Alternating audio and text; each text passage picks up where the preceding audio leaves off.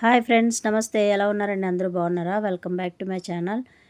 తమ్మునేల్ అయితే చూసారు కదా, గోంగూర పచ్చిరొయ్యలు కర్రీ అయితే చేస్తున్నాను. ఓకేనా ఫ్రెండ్స్, మనం అయితే వీడియోలోకి వెళ్ళిపోదాం. వీడియోలోకి వెళ్ళే ముందు ఒక లైక్ అయితే ఇవ్వండి ఫ్రెండ్స్. నేను ముందుగా స్టవ్ ఆన్ చేసుకొని ఒక ప్యాన్ అయితే పెట్టుకున్నాను. అందులో ఒక 2 స్పూన్స్ ఆయిల్ అయితే యాడ్ చేసుకోవాలి. ఆయిల్ వేసుకున్న తర్వాత అందులోనే ఒక స్పూన్ పసుపు అయితే యాడ్ చేసుకోవాలి. యాడ్ చేసుకొని ముందుగా మనం క్లీన్ చేసి పెట్టుకున్న రొయ్యలు అయితే ఇందులో యాడ్ చేసుకోవాలి. నేను రొయ్యలు అయితే ఉప్పు పసుపు వేసుకొని మంచిగా ఒక 5-6 సార్లు కడిగి పక్కన ఉంచుకున్నానండి. ఆ రొయ్యలు ఇందులో యాడ్ చేసుకుని అందులో కొంచెం సాల్ట్ అయితే యాడ్ చేసుకొని ఈ రొయ్యలు మనం కొంచెం ఒక హాఫ్ బాయిల్ అయ్యే వరకు కూడా మనం కుక్ చేసుకోవాలి. అంటే హాఫ్ బాయిల్ అంటే రొయ్యలు వేసిన తర్వాత అందులో ఉన్న వాటర్ అంతా సపరేట్ అవుతుందండి. అలా మనం కుక్ చేసుకుంటే సరిపోతుంది.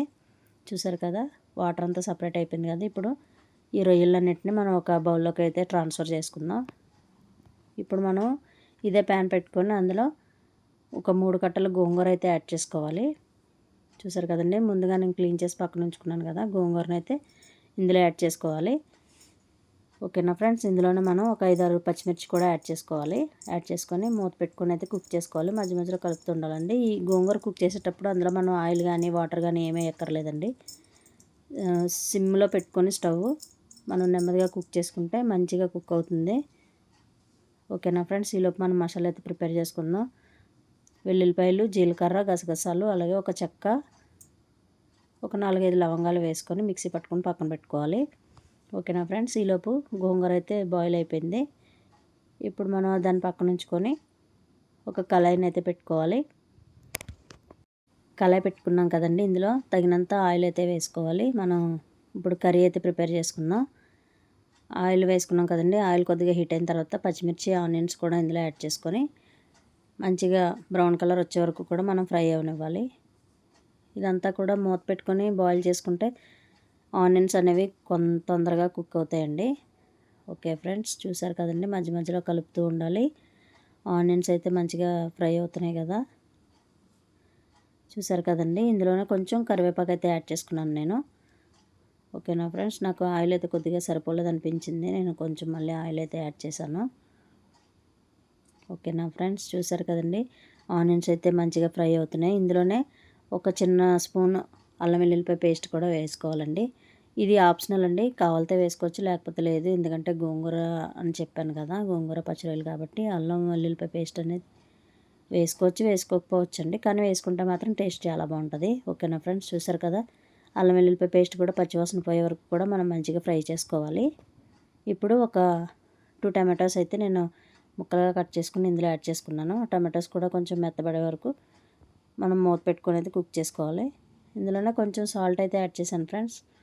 నేను రాళ్ళ ఉప్పుని ఎక్కువ వాడతానండి. అయితే రాళ్ళ ఉప్పు కూడా అందులో వేసుకొని టమాటాలు మెత్తబడే వరకు అయితే మనం కుక్ చేసుకోవాలి.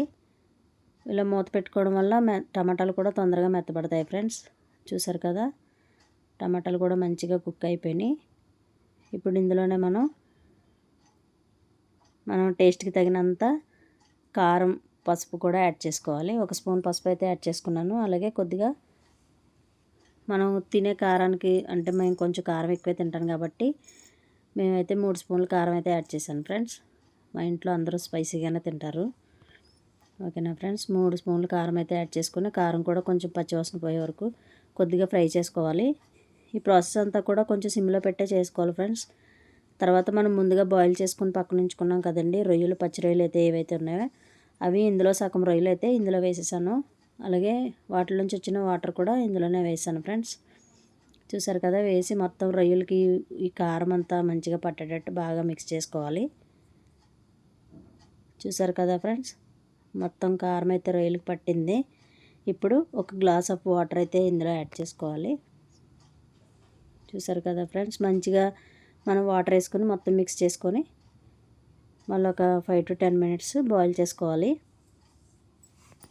ఈలోపు మనం ముందుగా ఉడకబెట్టుకుని పక్కన ఉంచుకున్నాం కదండి, గోంగూరను కూడా మెత్తగా మెదుపుకోవాలి. చూసారు కదా, కర్రీ అయితే మంచిగా కుక్ అయిపోతుంది. ఆయిల్ కూడా పక్కగా సపరేట్ అవుతుంది కదండి. ఇప్పుడు మనం కొంచెం ఇందులో మనకి సాల్ట్ సరిపోయిందో లేదో ఒకసారి చెక్ చేసుకొని మళ్ళీ ఒకసారి మూత పెట్టుకొని అయితే ఒక 5 నిమిషాలు ఉడకబెట్టుకోవాలి. ఇప్పుడు మనం ముందుగా ప్రిపేర్ చేసుకొని పెట్టుకున్నాం కదండి మసాలా ఏదైతే ఉందో ఆ మసాలాను అయితే ఇప్పుడు ఇందులో యాడ్ చేసుకోవాలి. నేను ఒక 2 స్పూన్స్ మసాలా అయితే ఇందులో యాడ్ చేశాను. గసగసాలు, జీలకర్ర, చెక్క, లవంగాలు, ఎల్లుల్లిపాయలునండి. అంతే, అంతకుమించి ఇంకా ఏ మసాలా వేయక్కర్లేదండి. ఈ మసాలా వల్ల కూర అయితే చాలా టేస్ట్ వస్తుంది. మీరు కూడా తప్పకుండా ట్రై చేయండి. ట్రై చేసి ఎలా వచ్చిందో నాకు కామెంట్ చేయండి ఫ్రెండ్స్. చూసారు కదండి, మసాలా వేసిన తర్వాత ఇంకొక 5 మినిట్స్ మనం అయితే కుక్ చేసుకోవాలి. కర్రీ అయితే మంచిగా కుక్ అయిపోతుంది కదా. ఇప్పుడు మనం ముందుగా ఉడకబెట్టుకొని పక్కన పెట్టుకున్నాం కదండి గోంగూర, అదైతే మొత్తం ఇందులో మనం ఈ కర్రీలో వేసుకొని బాగా మెదుపుకొని పక్కన పెట్టుకున్నాం కదండి. మెదుపుకోవచ్చు, లేదా మనకి కోర్సుగా మిక్సీలో వేసుకొని బ్లెండ్ చేసుకోవచ్చు. ఇప్పుడు ఈ గోంగూరను అంతటిని కూడా మనం మొత్తం కర్రీకి అంతా పట్టేటట్టు మంచిగా మిక్స్ చేసుకోవాలి. చూసారు కదా ఫ్రెండ్స్, వీడియోలో చూపిస్తున్నట్టు మొత్తం కర్రీకి అంతా ఈ గోంగూర మంచిగా ఉప్పు, కారం అన్నీ బాగా కలిసేటట్టు అయితే బాగా మిక్స్ చేసుకోవాలి. మిక్స్ చేసుకొని ఒక 5 నిమిషాలు మూత పెట్టుకొని చూసుకోవాలి. చూసారు కదండి, కూర అయితే దగ్గర పడింది. మనకి పచ్చిరొయ్యల గోంగూర అయితే రెడీ అయిపోయిందండి. చాలా సింపుల్ అండి. ఇంకొక 5 మినిట్స్ ఉంచుకొని మనం దించేసుకోవచ్చు. అంతేనండి, ఎంతో సింపుల్ అండ్ ఈజీ పచ్చిరొయ్యల గోంగూర కర్రీ అయితే రెడీ అయిపోయింది. వేడివేడి అన్నంలో ఈ పచ్చిరొయ్యల గోంగూర వేసుకొని పక్కన ఆనియన్ పెట్టుకొని పచ్చి ఉల్లిపాయ పెట్టుకొని తింటే చాలా చాలా టేస్టీగా ఉంటుంది ఫ్రెండ్స్. మీరు కూడా తప్పకుండా ట్రై చేయండి. ఎలా వచ్చిందో ట్రై చేసి నాకు కామెంట్ చేయండి ఫ్రెండ్స్. ఇన్ని రోజులు వీడియోలు లేట్ అయినాయి అని ఏమీ అనుకోవద్దు. ఇక మీదటి నుంచి రోజుకొక వీడియో అయితే నేను పెట్టడానికి అయితే ట్రై చేస్తాను ఫ్రెండ్స్. మీరు కూడా తప్పకుండా నన్ను సపోర్ట్ చేయండి. మీకు ఇలాంటి మంచి మంచి వీడియోస్ కోసం నా ఛానల్ అయితే సబ్స్క్రైబ్ చేయండి. మీ ఫ్రెండ్స్ అండ్ ఫ్యామిలీ మెంబర్స్కి షేర్ చేయండి. ఇంకా ఎవరైనా నా ఛానల్ సబ్స్క్రైబ్ చేసుకోకపోతే please like, share and subscribe friends. Okay అండి, ఇంతేనండి ఈ వీడియో. మరొక వీడియోతో మళ్ళీ కలుసుకుందాం. Okay, bye friends. చూసారు కదా, తప్పకుండా లైక్ అయితే ఇవ్వండి ఫ్రెండ్స్. ఓకే, బాయ్ అండి.